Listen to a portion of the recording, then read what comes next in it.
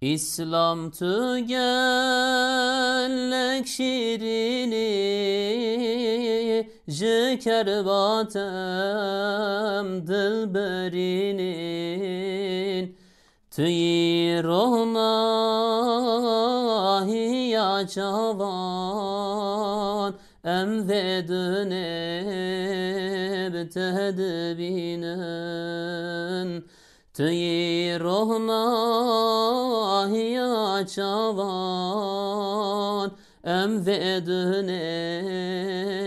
tedbinen Ger şerini ez ferhadam Ez tebzinam emenadam Hatta bimrem tebernadam Dikim serte hüznü şine Ah Hatta bimrem tebernadam Dikim serte hüznü şine Hüznü şin beşe bu roje Cergu kezebim de soje Dil kire agre doje Mündi bira kes nebini Ah dil kire agre doje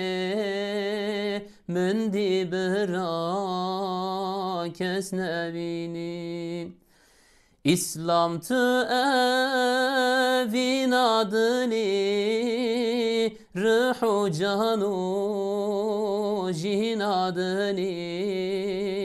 Dermane berin adını Dil tetene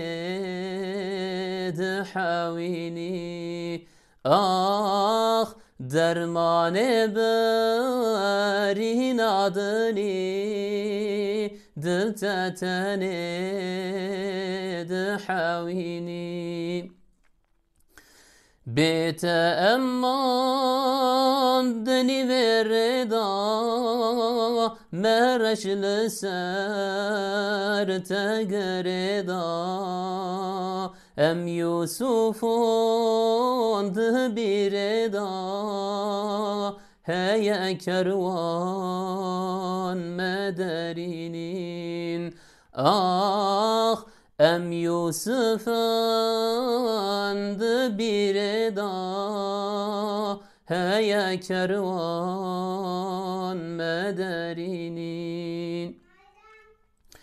İslam em kurbana teben Can fedaye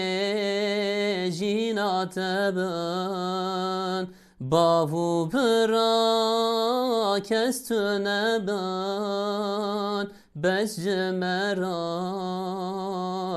bemini Ah bavu pıra kestüne ben Bezce merat